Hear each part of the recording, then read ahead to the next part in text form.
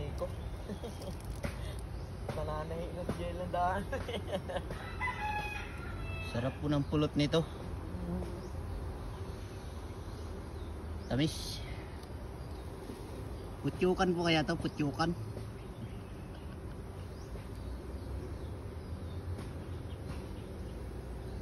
Gamot daw to sa ano, yung pulot nito gamot sa ano, baynat.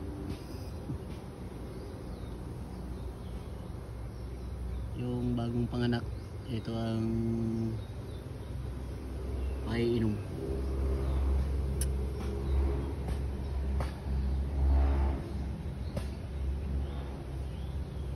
Malilit lang po ito na ano, hindi ko alam kung anong tawag nito.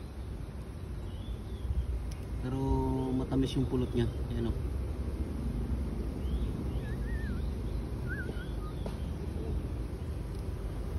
Dami o.